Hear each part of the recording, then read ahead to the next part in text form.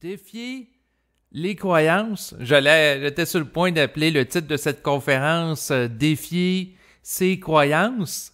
Mais ces croyances, en disant ça, on part d'un principe, la pensée réfléchie. Mais si on aborde le phénomène des croyances en relation avec le principe que la pensée vient d'ailleurs, on va parler plutôt de défier les croyances, c'est-à-dire les idées qui nous sont acheminées dans le mental, dans la conscience. Donc, défier les croyances, c'est la façon de s'émanciper sur le plan intellectuel, puis de regarder en pratique qu'est-ce qu'il y en est. Parce que les croyances, c'est théorique. Donc, on peut croire, par exemple, que si on mange pas un repas, on saute 2 repas, on va être fatigué. Ça peut être une croyance qu'on peut nous amener dans le mental. Mais en faisant des tests de réalité, moi-même j'en ai fait à ce niveau-là, j'ai pratiqué le jeûne, puis au moment où je vous parle, j'ai entamé un jeûne. Le jeûne que j'ai entamé, bien c'est un jeûne à l'eau, c'est-à-dire que je ne mange pas de nourriture solide, mais je me nourris d'eau. Et j'ai décidé de faire cette expérimentation-là en ayant conscience de l'impact du jeûne sur mon corps dans le cadre d'expériences précédentes. C'est-à-dire qu'à quelques reprises, au fil des derniers mois, j'ai expérimenté le jeûne et j'ai fait des constats, des observations. C'est-à-dire que si je ne mange pas pendant une journée, habituellement, j'ai plus d'énergie. Puis le lendemain aussi, pendant au moins peut-être la moitié de la journée. Ce que je peux dire, c'est que pour moi, d'expérimenter un jeûne qui dure environ une journée et demie, habituellement, j'ai plus d'énergie. Et c'est sûr que par la suite, l'effet diminue parce que j'ai fait un jeûne, entre autres, qui a duré pendant 3 jours lors du printemps de l'année 2020, pendant la période de festivité de Pâques, associée à la résurrection du Christ. Donc, j'ai profité de cette période-là pour faire un jeûne de 3 jours, mais la première journée et demie, j'avais plus d'énergie. J'en ai profité pour faire du ménage, pour travailler plus physiquement. Puis après ça, j'avais moins d'énergie corporelle dans mon cas. Donc, des observations individuelles. Donc, faire des tests de réalité pour défier les croyances qu'on pouvait avoir. Parce que depuis que j'étais jeune, avant d'expérimenter avec le jeûne, je croyais que j'allais être à moitié mort, là, tu sais, être très fatigué après une période de temps où j'ai sauté un repas, j'ai pas mangé, par exemple, le midi, puis même chose pour la soirée. Alors qu'en réalité, c'est le contraire qui s'opère.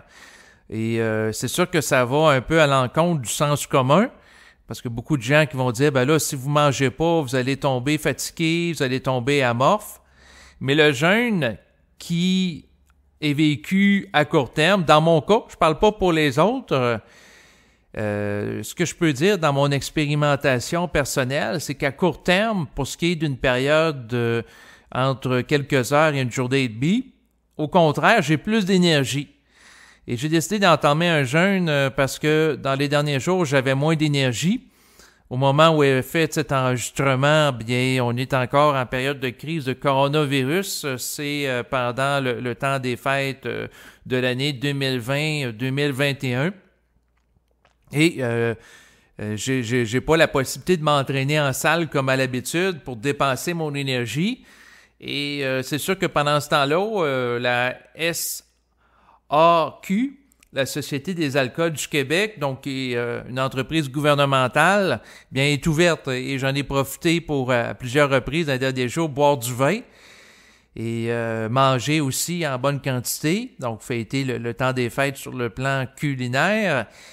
Et d'ailleurs, ma mère a fait du bon sucre à crème que j'ai apprécié, mais c'est très sucré.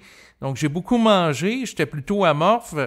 Et dans la journée d'hier, eh bien, j'étais fatigué à rien faire, comme on dit. Je me dépensais pas physiquement, passais du temps à regarder des films, à regarder l'ordinateur. Et aujourd'hui, je me suis dit, ça va faire. Parce que là, je suis dans une dynamique de la léthargie, une dynamique de l'inertie. Donc, je me suis couché tôt hier soir, à peu près vers 8h20 du soir. Puis un matin, je me suis dit, je vais me lever tôt, je vais me remettre en forme, puis je me mets dans une dynamique d'activation corporelle. Et donc, ce que j'ai fait, c'est que j'ai été courir à l'extérieur. C'est sûr que je vais préférer courir sur un tapis roulant. C'est plus confortable d'avoir le contre-coup des jambes sur une surface de caoutchouc. Donc, je trouve ça plus agréable, mais comme les salles d'entraînement ne le sont pas ouvertes en période de crise de coronavirus, bien, j'ai été à l'extérieur courir et au moment où j'ai fait l'enregistrement, bien, la température était propice pour ça. J'ai couru à l'extérieur avec des chaussures avec des bonnes semelles pour limiter l'impact du contre-coup sur mes genoux de l'asphalte, naturellement. J'ai un côté douillet, je vous le dis tout de suite. Et bon, par la suite, j'ai été marcher avec ma compagne. J'ai pas déjeuné. On a été au centre d'achat. Donc, au moment où on fait cet enregistrement, on est présentement le 28 décembre de l'année 2020, donc entre la période de Noël et du jour de l'an. Et le gouvernement a décidé de fermer le centre, en fait, les centres d'achat, c'est-à-dire de fermer les magasins, se trouvant dans les centres d'achat, mais dans les magasins aussi à l'extérieur des centres d'achat, à la vente des produits qui sont non essentiels jusqu'au 10 janvier. Donc, je me suis promené là où je suis à Thetford-Bates. Il y a un centre d'achat qui s'appelle le Carrefour Frontenac. Et puis, j'ai été à l'intérieur avec ma compagne. Et on observait que l'ensemble des magasins, que ce soit Sport Expert qui vendent des articles de sport, ensuite des magasins qui vendent des vêtements, étaient fermés à l'exception d'une boutique qui vend des téléphones cellulaires. Donc, c'était vide, c'était mort. Et par la suite, j'ai été à la pharmacie. Parce que sachant que la pharmacie, c'est considéré comme un service essentiel où on peut trouver des médicaments, entre autres. Et j'ai été m'aller une lettre à la poste et je regardais dans la pharmacie, il y avait des sections qui étaient fermées, d'autres qui étaient ouvertes.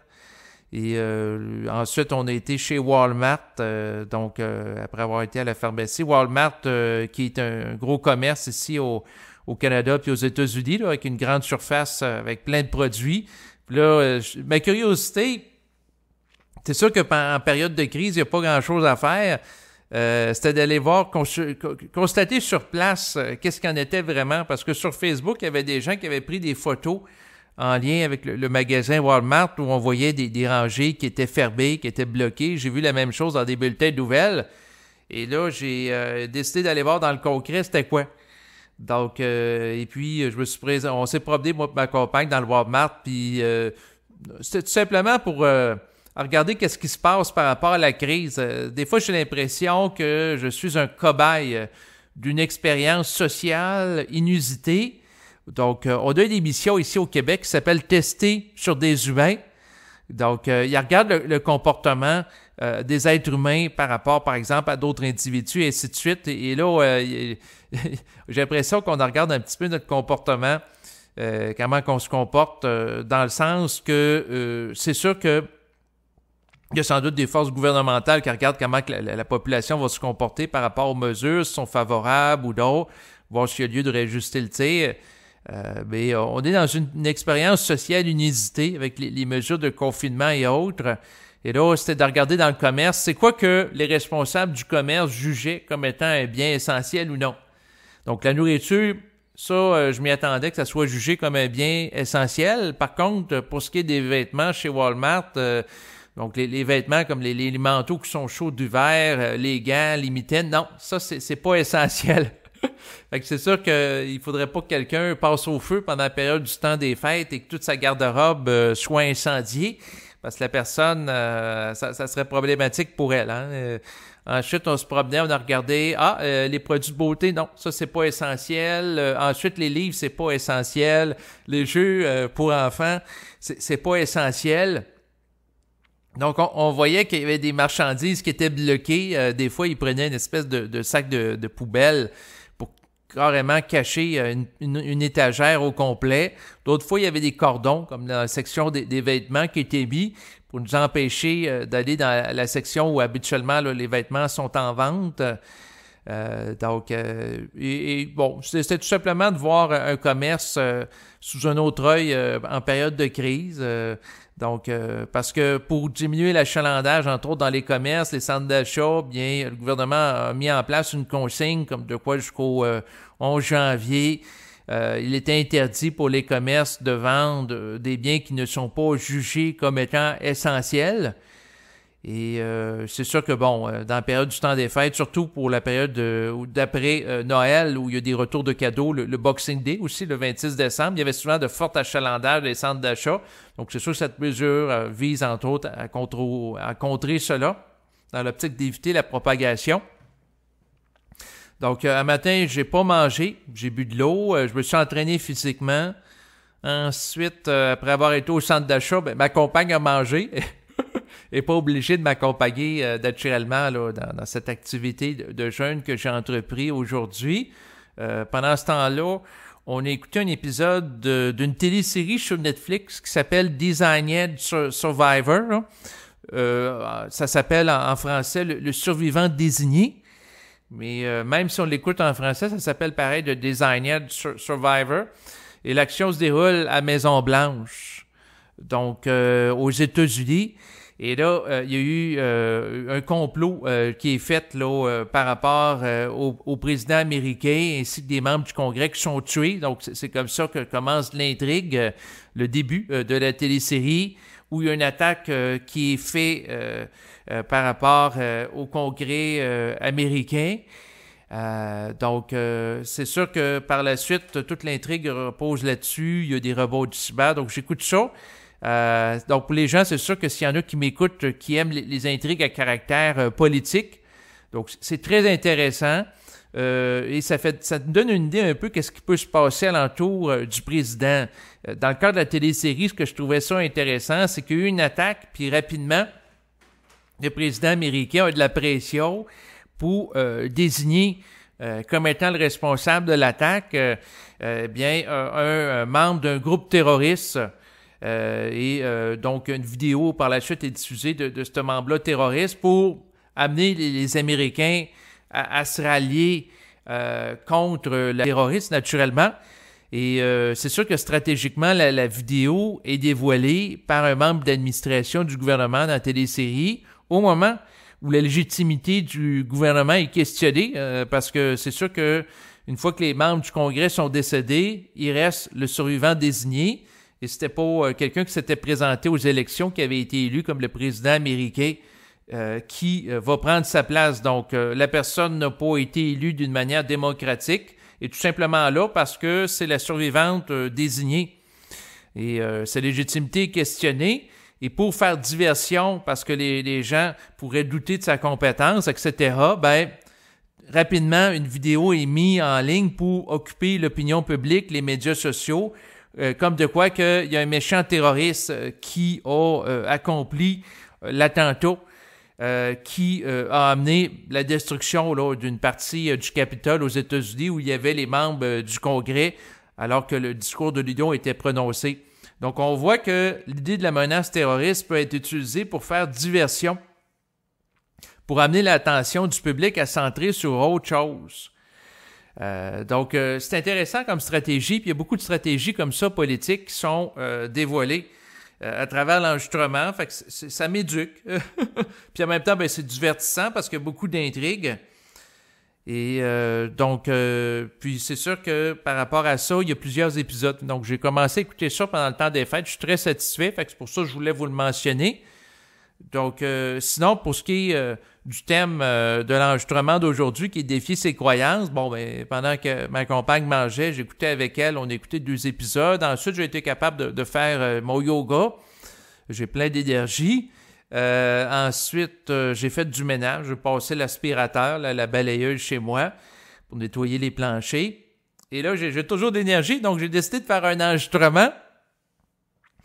Et c'est sûr que ma prédiction que j'avais faite, parce qu'à force de faire des expériences de jeûne, je commence à me connaître, à apprivoiser mon corps, donc c'est souvent utile comme connaissance de soi. Ma prévision, c'était que la première journée d'un jeûne, j'allais avoir plus d'énergie. Puis probablement que demain matin, j'aurai encore beaucoup d'énergie aussi, mais après ça, ça va tomber progressivement. Puis le jeûne, ça crée une stimulation au corps, un peu comme si on prend le corps physique, puis on va le tremper dans l'eau très froide. Il y a un effet de choc qui est créé, un effet, pas un choc dans le sens négatif du terme, mais un effet de contraste. C'est comme si ça stimule mon corps pour qu'il soit vivant. Parce que dans les derniers jours, j'ai beaucoup mangé. J'étais plutôt léthargique. Hein. Je mangeais, j'écoutais des films. Il n'y a pas grand-chose à faire pendant cette période de crise de coronavirus. Les activités de loisirs étant limitées, on peut pas aller au cinéma, on peut pas aller en personne au restaurant. Il y a plein de choses qu'on peut plus faire. Donc, je passais beaucoup de temps dans la solitude. Et c'est sûr que ce que je dis aujourd'hui, je voulais vous le partager parce que ça va à l'encontre du sens commun. Dans le sens commun, on va dire, ben là, si tu manges pas, tu n'auras pas d'énergie pour faire du ménage, pour bouger physiquement. Alors qu'un matin, je me suis entraîné physiquement à la course. J'ai marché un peu par la suite avec ma compagne à l'extérieur. Ensuite, j'ai fait du magasinage, façon de parler.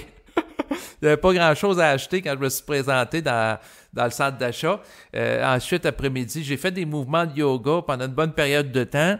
Yoga plus de type yin que j'aime pratiquer chez moi. Des mouvements qui mettent l'accent sur la détente, la soufflex pour être en contact avec le ressenti corporel, puis aller chercher la flexibilité. Tandis que l'entraînement physique visait une stimulation au niveau cardio-respiratoire par rapport au cœur en m'activant, en courant par court intervalle rapidement. Donc, puis là, je me mettais à respirer rapidement pour accélérer le rythme cardiaque, puis brûler les calories. J'ai mangé quand même pas mal là, dans les derniers jours. Donc, puis nettoyer aussi mon organisme. Faire le jeûne pour moi, c'est faire une pause alimentaire pour donner un moment de repos aux organes internes comme par exemple les reins. Surtout que j'ai bu du vin dans les derniers jours, ben le vin qui est filtré par les reins, naturellement, ça demande de l'énergie, les intestins aussi. Parce que c'est sûr que le traitement de la nourriture à travers nos organes internes demande une certaine quantité d'énergie. Donc, j'ai décidé de faire cette pause-là, puis boire de l'eau. Ben, c'est sûr qu'à quelque part, je me décontamine dans un certain sens par rapport à l'excédent de nourriture que j'ai pris pour me réajuster. Sinon, défier ses croyances, le point que je voulais dire dans le cadre de l'enregistrement, puis l'idée est très simple, c'est des fois d'avoir l'audace de faire des choses qui nous sortent d'idées préconçues, de préjugés qu'on peut avoir pour voir concrètement qu'est-ce qu'il y en est. Puis concrètement, ben j'ai réalisé au fil du temps que si je veux m'entraîner physiquement avec une certaine intensité, ben je suis bien mieux de jeûner que de manger un gros repas puis de me sentir très lourd. Là, à ce moment-là, j'ai moins d'énergie parce qu'une partie de mon énergie, de mon corps biologique est occupée à faire le traitement de la nourriture à l'intérieur de ce dernier. Défier ses croyances aussi, si je l'amène dans une dimension plus occulte, c'est de communiquer avec l'esprit, puis à regarder qu'est-ce qui émerge. Puis qu'est-ce qui émerge, des fois, ça nous fait pas tout le temps plaisir. Comme moi, en tant qu'individu, je vous dirais que d'être confronté à des mesures sanitaires, le fait que, par exemple, pendant le temps des fêtes, je peux pas aller dans un magasin, aller voir des livres, alors que je pouvais avant, le fait qu'il y a beaucoup de mes libertés qui sont limitées, je trouve ça très contrariant. En tant qu'individu, là, les mesures de confinement, les mesures de distanciation sociale, en tant qu'individu, ça me déplaît. Par contre, je peux regarder avec mon esprit pour lui demander de commenter tout ça, pour regarder les réponses qui vont émerger, puis des fois, quand je pose des questions à mon esprit, les réponses qui émergent font pas l'affaire de mon ego. Puis ça peut être un indicateur que les réponses que je reçois sont réelles. Parce que si c'est des réponses qui font toujours l'affaire de mon ego, à ce moment-là, il faut faire attention. Parce que l'esprit, oui, peut aller dans le sens de l'ego si l'ego est transparent puis est harmonisé avec lui, mais ça se peut que l'ego, moindrement que de l'orgueil, qui est sous influence astrale, qui est volé, la qualité des réponses va être en relation avec ça. Donc, c'est sûr que si je parle en fonction du principe de plaisir, en tant qu'ego, moi, mon plaisir de vie, c'est d'être capable d'aller librement dans les centres d'achat pendant le temps des fêtes. Et là, je me suis fait priver de ça. Si je pose la question à l'esprit, est-ce que les membres du gouvernement du Québec croient faire le bien en limitant la vente d'objets ici, dans les centres d'achat, à des objets essentiels? Ça me dit oui. Donc, est-ce que le premier ministre François Legault, qui dirige le Québec, dans le fond, cherche à vouloir faire le bien par rapport à sa conception du bien en mettant en place les mesures sanitaires? Oui. Est-ce que le ministre croit sincèrement que les urgences peuvent être débordées? Oui. Donc, est-ce qu'il est bonne foi par rapport à ça? Oui. Je peux poser différentes questions. Ce que ça me dit, en fait, des fois, je pose même pas des questions, puis ça me parle intérieurement. Ce que ça me dit, c'est que les gens au pouvoir au Québec, dans la plupart des cas, en mettant en place les mesures sanitaires, compte tenu de la compréhension des choses qu'ils ont, croient faire le bien. Sauf que la problématique, c'est que, à quelque part, l'enfer peut être pavé de bonnes intentions. En lien avec ça, ce qui me vient en tête, c'est par rapport à qu'est-ce que je vis, hein? On va y aller avec du concret. Moi, j'ai une grand-mère qui est âgée de 97 ans. J'ai déjà mentionné dans les enregistrements. Elle a un pacemaker, donc un appareil pour ajuster son rythme cardiaque.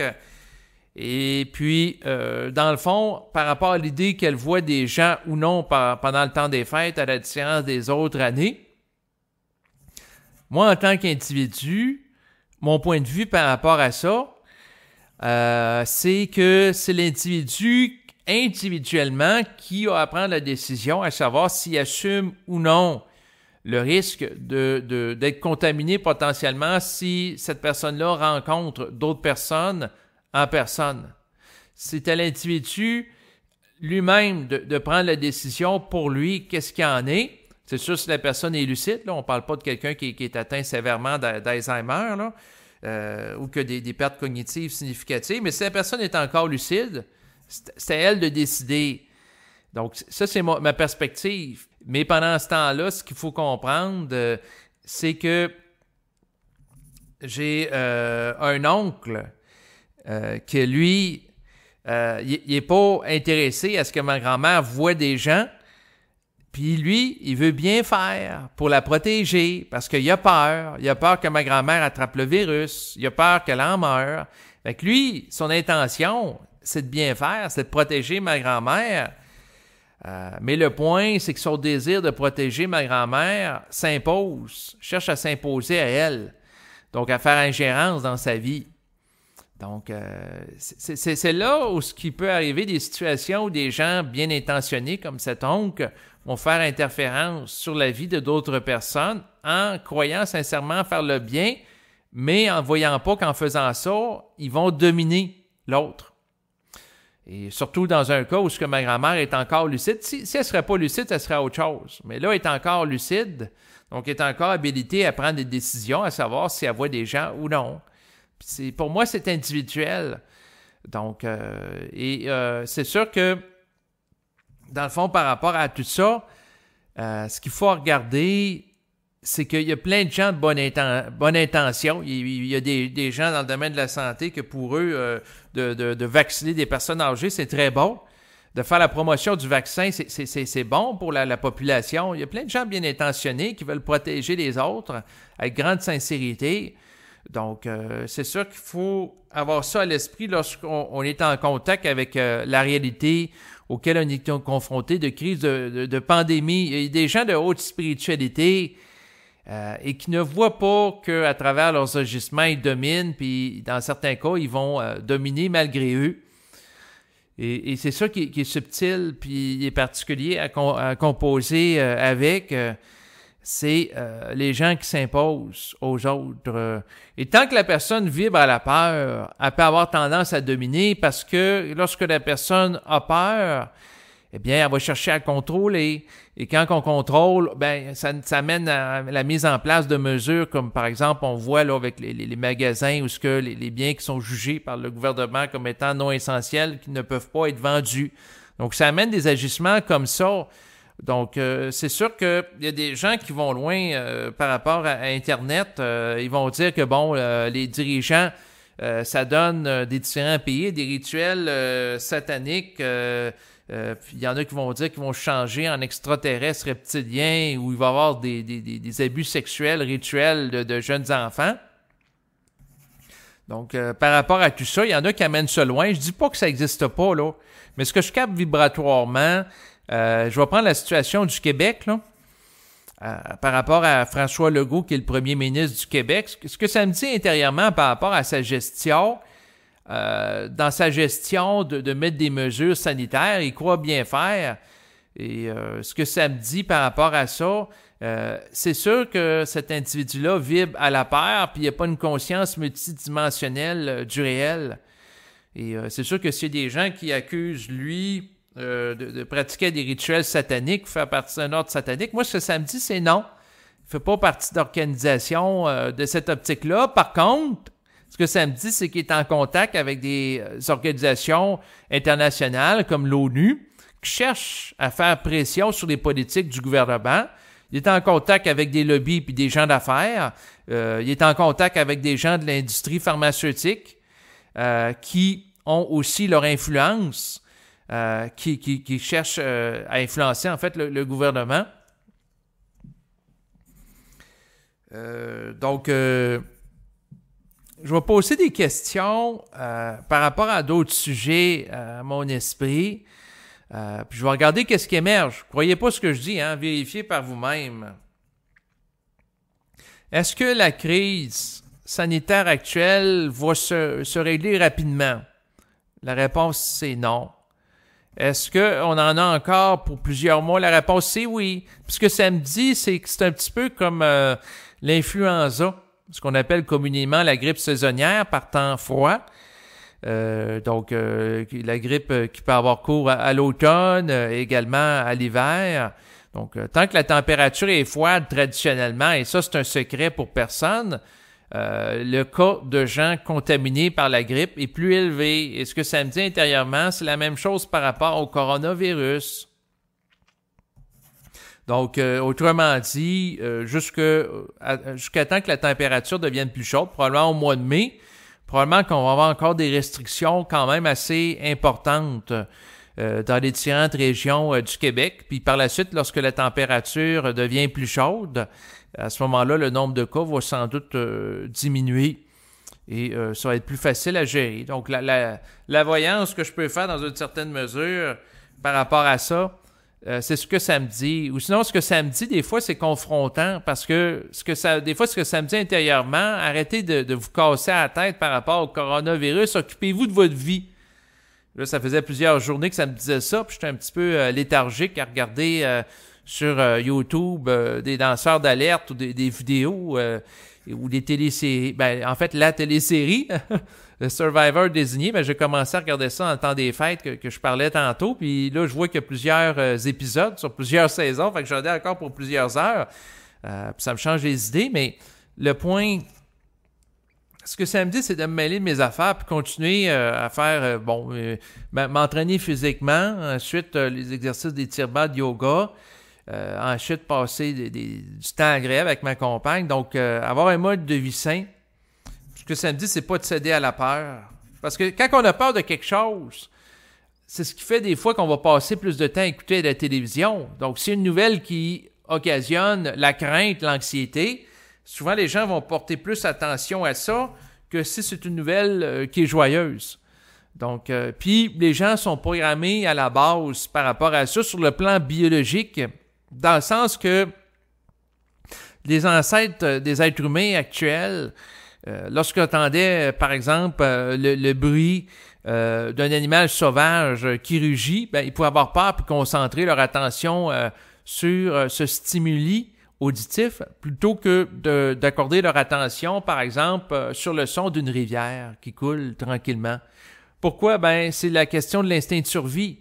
Donc, c'est sûr que s'il y a un bulletin de nouvelles où on parle que 2000 nouveaux cas de gens qui sont atteints du coronavirus ici au Québec, ça attire avec une image sous fond rouge, puis un bandeau en bas d'écran rouge également, ça attire plus l'attention que si on parle dans le bulletin de nouvelles de la sortie d'un nouvel album de musique. Donc, on est programmé pour avoir peur à certaines nouvelles. Il faut faire attention par rapport à ce biais-là. C'est un billet qui est lié à une programmation liée au niveau psychologique en relation avec nos ancêtres. C'est lié à l'instinct de survie. Il fallait au-delà de ça. Donc, c'est sûr que par rapport aux conversations que j'ai avec mon esprit, parce que je pars du principe que la pensée vient d'ailleurs et qu'on peut amener l'esprit à commenter certaines choses. Donc, si je pose... Il y a des questions que j'allais dans une direction dans les derniers jours. Avoir certaines craintes par rapport, entre autres, aux vaccins qui sortent rapidement. La compagnie Pfizer, Moderna. Et par rapport au vaccin, je regarde ce que ça me dit intérieurement. Ce que ça me dit intérieurement, présentement, il n'y a pas dans le vaccin une puce sous-cutanée l'optique, c'est pas de mettre en place une puce sous-cutanée là, dans le vaccin là, à la population. Moi, ce que ça me dit, c'est que c'est pas ça. Par contre, ce que ça me dit, c'est que c'est un vaccin qui est amené rapidement sur le marché, puis que les gens qui font ça sont sous pression, sont sous tension, parce que présentement, il y a une course à la vaccination. Il y a des entreprises qui ont dépensé plusieurs milliers de dollars là, en termes de recherche. Et c'est sûr que la compétition entre les entreprises qui fait que par la suite, ils peuvent avoir des contrats avec le gouvernement qui valent plusieurs millions, ça fait en sorte que c'est la première qui obtient le contrat qui va empocher l'argent, tandis que l'autre, que son vaccin n'est pas retenu par le gouvernement, à ce moment-là, elle va pas faire autant d'argent, là, naturellement. Là. Donc, cette compétition fait en sorte que le vaccin a été fait rapidement. Donc, il y a des choses que ça me dit intérieurement. Donc, la crainte que, par exemple, dans le vaccin, on cherche à mettre en place une puce cutanée, oubliez ça. L'idée qu'on veuille empoisonner les gens avec le vaccin actuel, moi, ce que ça me dit, c'est que c'est pas l'intention fondamentale des producteurs de vaccins. Ce que ça me dit intérieurement, c'est que l'intention fondamentale des producteurs de vaccins, c'est de faire de l'argent avec le vaccin puis apporter une solution. Par contre, ce que ça me dit intérieurement, c'est que le vaccin peut avoir des failles, étant donné que les gens qui ont fait ce qu'on appelle ces vaccins, ce que certains autres appellent des thérapies géniques, n'ont pas un mental qui est intégral. Donc, ils n'ont pas une compréhension multidimensionnelle du réel. Et tant qu'ils fonctionnent à partir d'un mental qui est linéaire, c'est du fonctionnement essai et erreur. Donc, autrement dit, ils peuvent faire quelque chose, puis sur le plan expérimental, avoir à se réajuster. Puis là, à ce moment-là, ils développent ce qu'on appelle au niveau de l'âme une sagesse expérimentale. Donc, c'est de l'essai et de l'erreur. Tandis que si les gens qui créeraient des vaccins auraient une compréhension intégrale du réel, bien, ça ne serait pas pareil. Donc, s'il y aurait une compréhension aussi des lois de la vie puis des lois de la mort, ça serait possible que certaines personnes ne chercheraient pas nécessairement à faire un vaccin dans l'espoir spirituel de sauver tout le monde.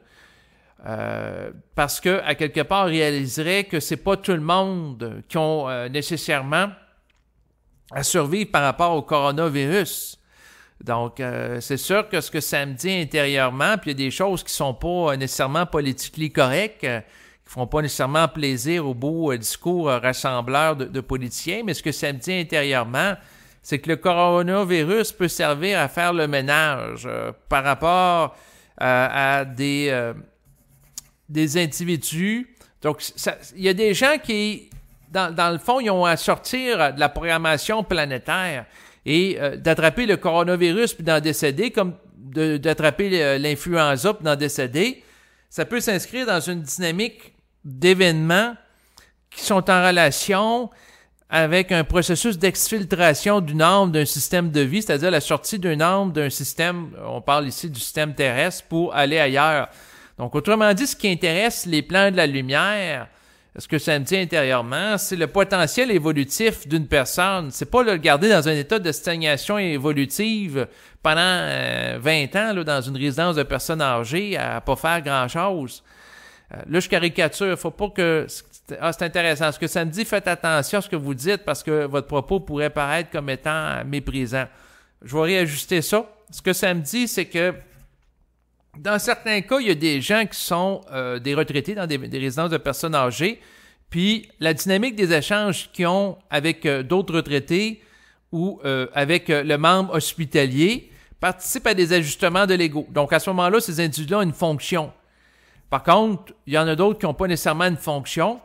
Puis, si ces gens-là ne décèdent pas du coronavirus, ben, ils vont peut-être décéder d'une crise cardiaque, ils vont peut-être décéder du cancer, ils peuvent décider de plusieurs choses. Puis des fois, des choses qui sont combinées, comme une crise cardiaque, coronavirus, ou coronavirus avec du cancer ou avec autre chose. Donc, des fois, des gens affaiblis.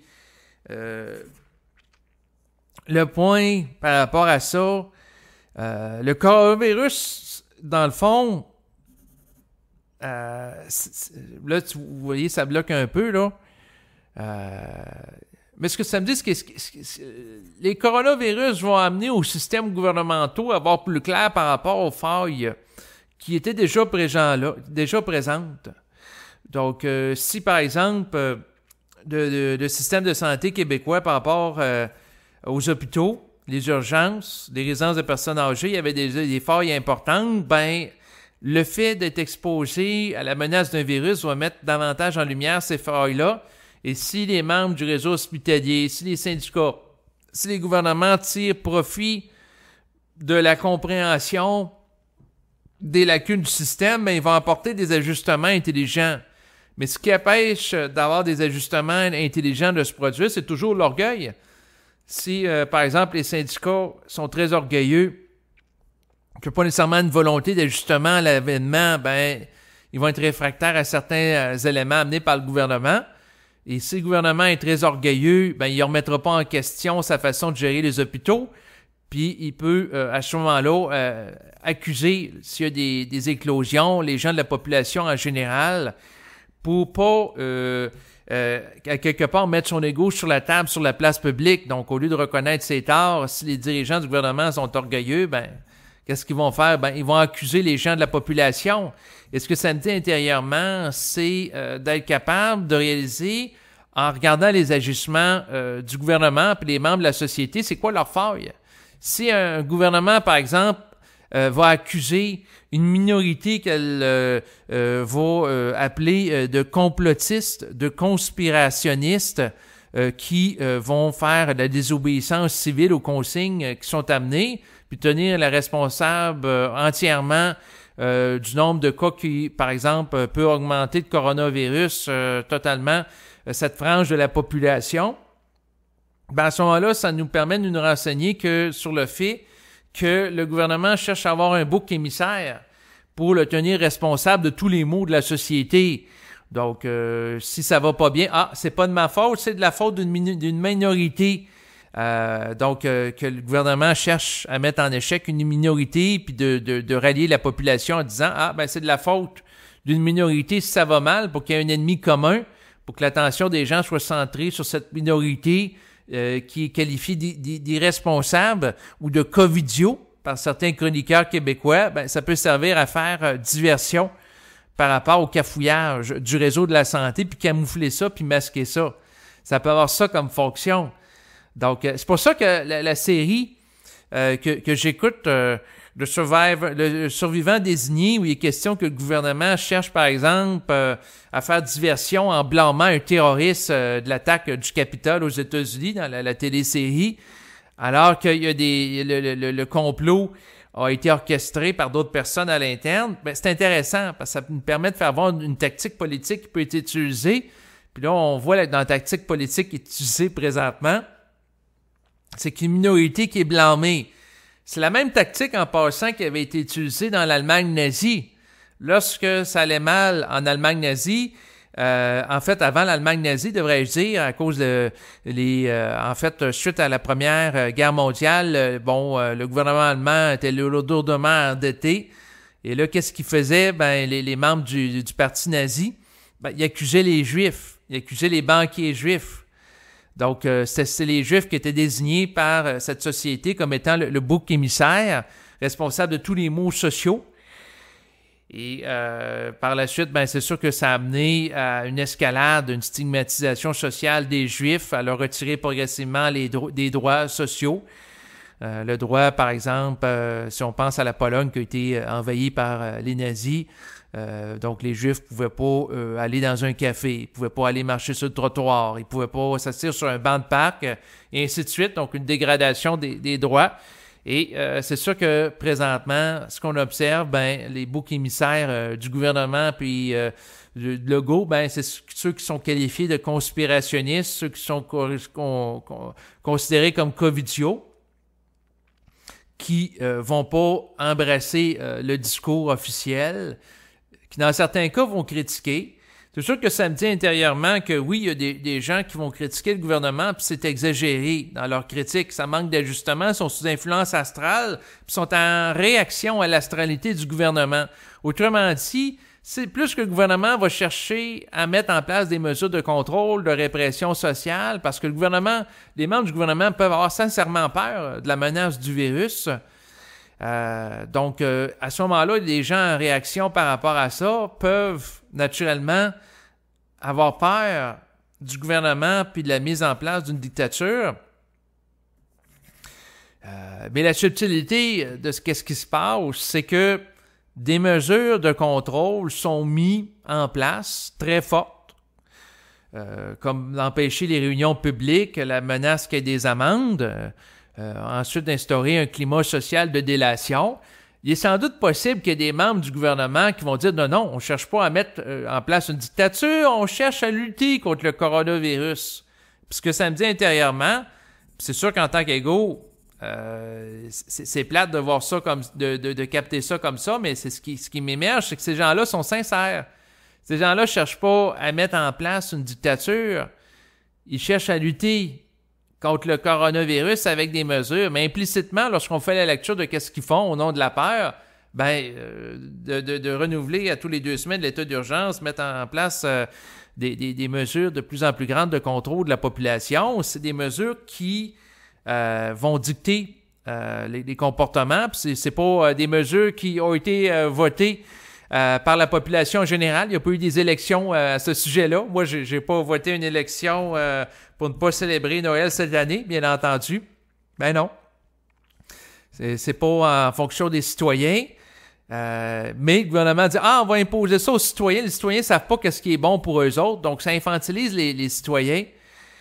C'est sûr qu'il y en a qui peuvent avoir un manque de maturité, j'en conviens, ou des enfants, etc. Mais encore là, est-ce que ça justifie d'imposer tout ça? L'autre élément, c'est sûr que ces mesures-là, quand on en regarde ça d'un point de vue extérieur,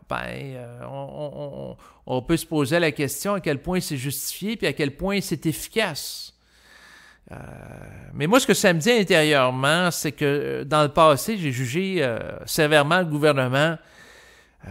Par contre, le point que je veux mentionner, c'est que oui, il y a des intérêts malveillants qui existent sur le plan occulte. Il y a des entités astrales qui cherchent à mettre en place une dictature au niveau planétaire. Ces entités-là sont sournoises parce qu'elles vont chercher à manipuler des gens qui ne sont pas conscients que la pensée vient d'ailleurs, puis mettre dans la tête à ces gens-là que pour le bien de la société, vous allez imposer à la population des mesures contre son gré, puis dans le futur, dans les prochaines générations, on va remercier le gouvernement actuel d'avoir fait ça, puis d'avoir géré en bon parent. Donc, puis le gouvernement va être vu comme étant un pionnier en matière de gestion de crise. Donc, il y a des gens qui peuvent voir les choses comme ça. Donc, les gens qui gouvernent, si ces gens-là n'ont pas un mental qui est fusionné avec l'esprit, ils n'ont pas une compréhension des enjeux occultes de leurs actions. Fait qu'à ce moment-là, ils sont manipulés par des pensées qui leur échappent. Puis ça leur dit intérieurement, je vais augmenter les mesures de contrôle parce que j'aime mieux en mettre plus que pas assez pour éviter le nombre de morts. La personne, ça y parle comme ça au jeu, puis elle va se mettre en action par rapport à ça, va faire un beau discours devant la population pour annoncer l'augmentation des mesures, puis elle se voit comme étant quelqu'un qui est une personne qui va aider à la sauvegarde de la nation québécoise. On peut faire un copier-coller pour différents pays parce que le scénario est quand même assez similaire. Mais la personne ne réalise pas nécessairement les effets néfastes des actions, etc. Puis elle n'est pas consciente non plus de la vibration qui est derrière les actions. Dans le sens qu'elle ne percevra pas la vibration astrale qui peut être présente. Si je pose la question à l'esprit, est-ce qu'il y a de l'intelligence dans les mesures de confinement présentement? Je suis obligé de reconnaître que oui, dans le sens que le gouvernement a de la difficulté à gérer les hôpitaux et que dans les années précédentes, les urgences étaient constamment débordées. Donc, à ce moment-là, de vouloir limiter la propagation, à quelque part, c'est une bonne chose. Par contre, est-ce que le gouvernement, avec ces mesures, va empêcher totalement la propagation du coronavirus? La réponse, c'est non. Est-ce que le gouvernement va empêcher la prolifération d'autres virus? La réponse est non, parce qu'ils n'ont pas une capacité d'amener des changements à ce niveau-là. Ils n'ont pas la capacité d'avoir un mental suffisamment vibrant pour commander à la matière, pour mettre fin à la prolifération de virus donnés, parce que chaque virus a une fréquence. Et éventuellement, les êtres humains nouveaux ont la capacité d'émettre une onde forme pour faire éclater la forme du virus. Un petit peu comme, par exemple, quelqu'un qui va avoir une capacité de chant hors pair, va être capable de chanter une certaine fréquence et faire éclater, par exemple, une coupe de vin en vitre ou en cristal. Ben, je vais dire en vitre, hein, parce que du cristal, ça coûte cher. Donc, autrement dit, les êtres humains nouveaux, parmi eux, il y aura éventuellement des initiés qui ont la capacité, à partir de la parole, être capables de générer une vibration à la surface de la Terre qui va faire voler en morceaux, éclater en miettes différents types de virus, s'ils en ont la vibration. Parce que les nouveaux initiés peuvent réaliser qu'à quelque part, les virus par une fonction de filtration sociale, c'est-à-dire, à ce moment-là, les gens qui peuvent être atteints par le virus, c'est qu'à quelque part, dans certains cas, c'est qu'ils ont à vivre le virus parce que ça fait partie de la fin de leur programmation sur le plan biologique. Car toute programmation biologique qui, à un certain niveau, connaît une certaine forme de stagnation est vouée à se terminer et le virus peut être un prétexte par rapport à ça. Par contre, il ne faut pas conclure que c'est tous les gens qui meurent du coronavirus qui vivaient un état de stagnation évolutif, naturellement. Il y a des gens qui peuvent évoluer très longtemps, mais à un moment donné, sont rappelés aussi pour œuvrer à un autre niveau. Donc, c'est pas parce qu'une personne décède que ça veut dire nécessairement qu'elle vivait une stagnation évolutive. Par contre, ça veut dire que c'est le temps qu'elle passe à autre chose. Mais éventuellement, ce qui est intéressant, puis l'image qui me vient en tête, c'est que les nouveaux initiés, ça, c'est dans un futur lointain, fait que je ne parlerai pas longtemps, parce que c'est toujours par rapport à de l'avenir lointain, puis ça m'achale, parce que, premièrement, je suis pas capable de vivre ça présentement, mais je sais qu'éventuellement, le virus, c'est un petit peu comme un algorithme, une équation mathématique avec un code. Puis, on va émettre une vibration sur la même longueur d'onde, puis le virus est neutralisé par l'état vibratoire. Par contre, si on neutralise un virus, ça ne veut pas dire que les autres virus peuvent être neutralisés. Il faut générer une autre longueur d'onde pour un autre type de virus. Ce qui me vient en tête, c'est intéressant, c'est comme une clé énergétique. Donc, si on a une clé physique, puis on la rentre dans une serrure, ça ouvre une porte. Même chose au niveau vibratoire. Donc, un certain type d'onde émise va pénétrer la structure biologique, la forme que représente le virus, puis le faire éclater. Donc, c'est sûr qu'éventuellement, les nouveaux initiés pourront reconfigurer la matrice planétaire pour neutraliser l'activité de certains virus. Parlant de virus, il y a des gens qui parlent dans les médias qu'en Europe, notamment en Angleterre, il y a présentement une deuxième version de coronavirus qui est apparue, une version modifiée. Et je vais regarder qu'est-ce que ça me dit présentement par rapport à ça. Ce que ça me dit, c'est que le virus se modifie tout le temps. Puis là, on parle d'une deuxième version, mais en réalité, il y en a plein. Puis avant que le coronavirus SRAS 2 existe, il y avait le SRAS 1. Il y a quelques années qui avait été mis de la scène par les médias, mais dans le passé, il y en a eu plein. Et là, on crée une cartographie mentale très sophistiquée par rapport au virus. On va les étudier d'une manière très fine pour parler d'une version, une autre version. Mais ça, c'est des catégories intellectuelles. Parce que à quel niveau de stade de mutation entre une version et une autre qu'on peut parler d'une deuxième version?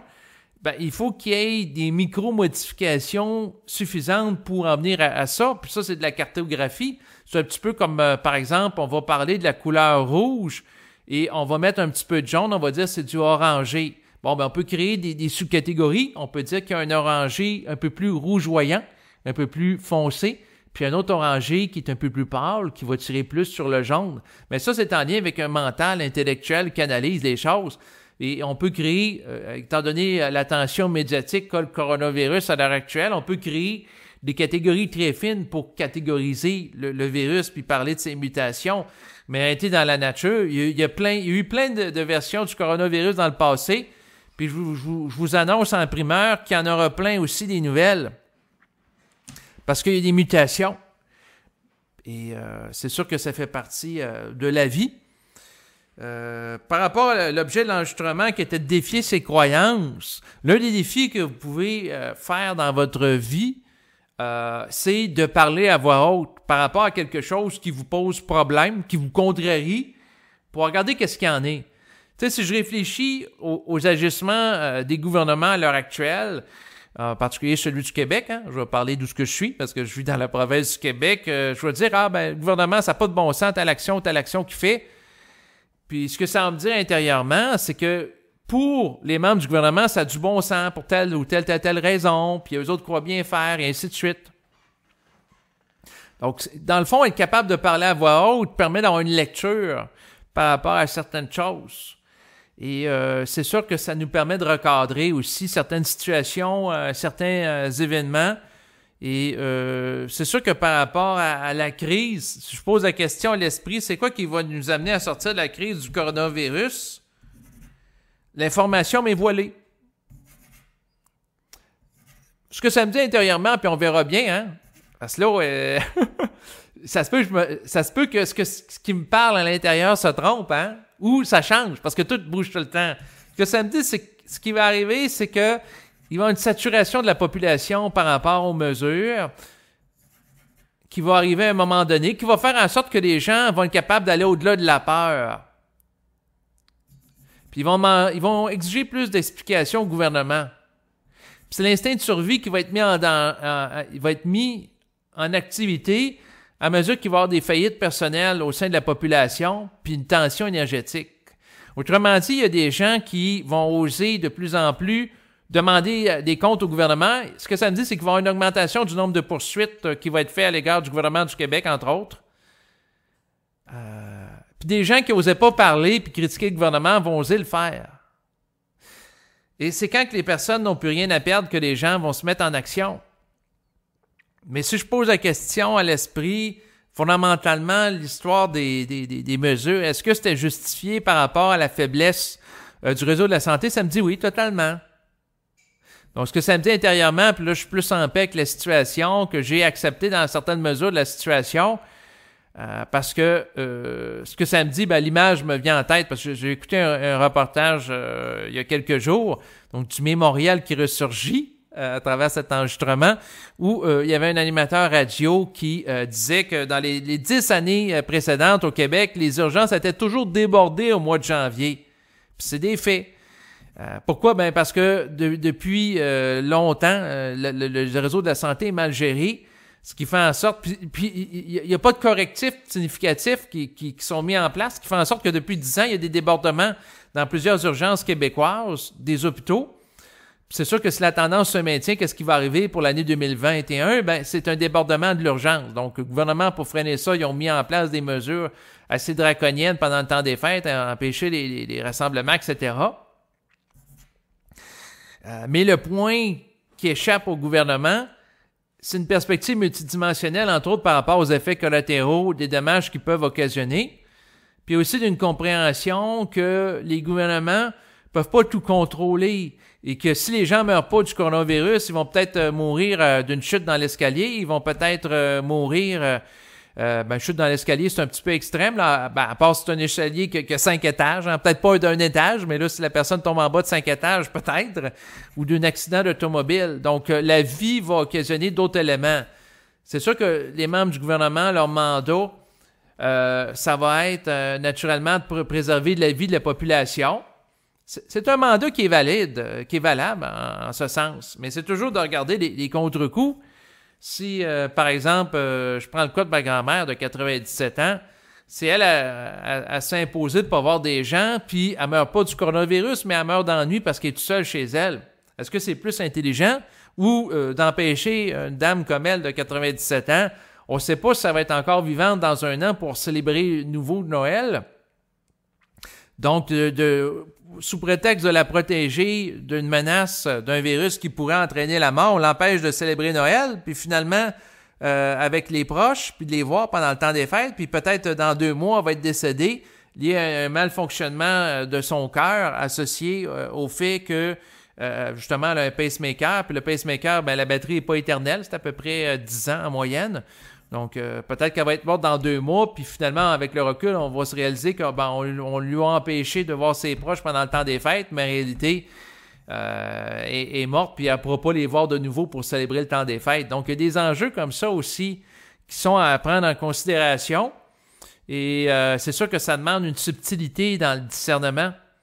Et c'est sûr que ça me dit intérieurement, ben, les règlements qui sont mis en place par les gouvernements, c'est pour la population en général et ça ne prend pas en compte naturellement ces subtilités-là qui peuvent être prises en considération par une lecture individuelle. Et le fait que la gestion des populations n'est pas faite en tenant compte de l'individualité de chaque individu impliqué dans la situation va créer des dommages collatéraux, va créer différents types de problématiques occasionnées par rapport à ça, des contre-coups.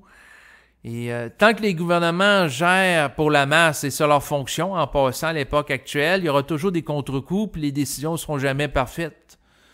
Par contre, l'intelligence, si elle descend au sein de l'administration des gouvernements, ça va être de réajuster de plus en plus le tir dans le cadre d'une perspective expérimentale pour ajuster les mesures à la population, comme présentement dans ce 2e confinement. Les gens seuls ont le droit de rencontrer une autre personne seule. Bon, ben c'est une amélioration à comparer du confinement qui avait eu cours au mois de mars de l'année 2020 où les gens pouvaient seulement rester chez eux, ils ne pouvaient pas aller visiter d'autres personnes. Et c'est sûr que si on empêche les gens de voir d'autres personnes en physique, puis il n'y en a pas du tout, là, ne serait-ce qu'un par un, ben il y a des gens qui risquent de sombrer dans la dépression, avoir des idées suicidaires ou sombrer dans des problèmes d'alcoolisme, dépendance à la consommation de drogue, la marijuana, etc. Développer différentes problématiques liées à un isolement trop strict. Donc, il y a eu des ajustements qui ont été faits entre le premier et le 2e confinement. Donc, si on pense par exemple au commerce, par rapport au fait que dans les commerces, les biens qui sont jugés pas essentiels ne peuvent pas être vendus, ça crée un équilibre par rapport aux petits commerçants québécois qui ont vu leur commerce fermé dans le cadre du premier confinement qui a été entamé au mois de mars de l'année 2020 au Québec, alors que des grandes surfaces comme Costco, Walmart, bien les gens pouvaient aller là acheter non seulement de la nourriture, mais des biens comme des meubles, des vêtements. Donc, c'est sûr que présentement, si les gens ne peuvent pas aller acheter des vêtements chez Walmart, alors que les boutiques de vêtements, qui dans certains cas sont très petites, sont fermées, ça fait en sorte que ces commerces-là ne subissent pas une compétition déloyale, une concurrence déloyale au détriment de gros joueurs de l'industrie de la vente, naturellement. Donc, les gouvernements se sont ajustés par rapport à la première vague. Ça doit être salué. C'est sûr qu'en tant qu'égaux, de me présenter dans le centre d'achat, puis de voir que la plupart des commerces, au-dessus de 90%, sont fermés en période de temps des fêtes, alors qu'habituellement, quand que je me présente lors de cette période-là, c'est plein de monde, il y a plein de personnes un peu partout, c'est bruyant. C'est très différent comme contraste. D'ailleurs, quand j'étais au centre d'achat un matin avec ma compagne, il y avait pas personne dans le centre d'achat, on était tout seul, hormis le commerçant de la boutique de cellulaire auquel je faisais référence tantôt. Donc, c'est un contraste qui était présent. Donc, ça m'a permis de voir ça, mais fondamentalement, l'idée de défier les croyances, ça peut se faire naturellement à travers l'action, comme par exemple la pratique du jeûne, ça c'est dans le concret, mais ça peut se faire au niveau de la parole. Et ça, c'est avec l'esprit, la communication que vous pouvez avoir avec votre propre esprit, si vous êtes capable de le canaliser là, naturellement, puis de l'amener à parler sur certaines choses. Parce que comme j'expliquais tantôt, puis je vais conclure là-dessus, c'est qu'on peut réfléchir plein de choses. On peut être sous influence astrale qui nous amène à assombrir le tableau dans notre vision du gouvernement d'une manière exagérée, puis sombrer dans un pessimisme exagéré ou d'une anxiété exagérée par rapport au gouvernement. Donc, noircir le tableau d'une manière exagérée, puis pour avoir l'heure juste, c'est de regarder clairement qu'est-ce qui se passe par rapport à eux.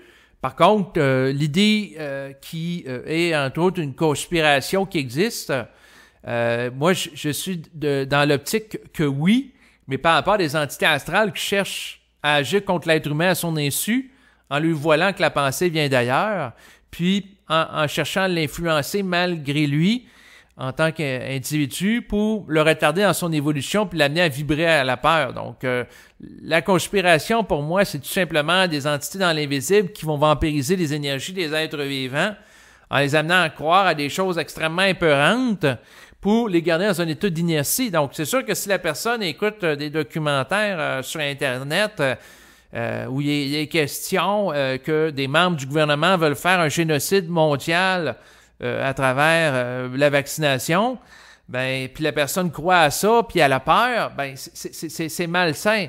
Elle peut vérifier intérieurement si c'est réel ou non, pour se positionner par rapport à ça. Puis moi, quand je vais vérifier des choses, puis je le parle à voix haute, pour moi, François Legault, Dr Hiroshi Arruda, c'est des êtres qui cherchent, d'un point de vue spirituel, compte tenu des informations qu'ils disposent, à faire le bien. Par contre, il y a d'autres niveaux de réalité qui leur échappent, puis ils sont manipulés. Ça me dit pas ils peuvent, ils sont présentement manipulés par des forces qui les échappent, mais malheureusement, ils n'ont pas la stabilité psychique pour être capables de contenir le réel de leur esprit, puis être transparents suffisamment en ego pour voir qu'est-ce qui se passe au niveau intrapsychique. Puis ils n'ont pas nécessairement à vivre ça dans l'incarnation présente. Ce qui fait en sorte que ces gens-là n'ont pas la capacité d'amener une gestion du peuple québécois en relation avec les réalités vibratoires, en harmonie avec les êtres qui constituent le plan éthérique, pour qu'il y ait une gestion qui débouche éventuellement sur une compréhension multidimensionnelle de la réalité. Mais ils font leur possible compte tenu des moyens qu'ils ont. C'est sûr que ce que ça me dit intérieurement, c'est qu'il y a des lobbies d'influence qui vont chercher à les amener dans certaines directions. Donc, que ce soit par rapport à le lobby du complexe pharmaceutique qui cherche à vendre des vaccins, d'en faire la promotion. C'est ce qui va compléter l'enregistrement d'aujourd'hui. Je vais dans plusieurs directions, comme vous avez pu le constater. Je vous remercie de votre écoute et je vous dis à bientôt. Au revoir.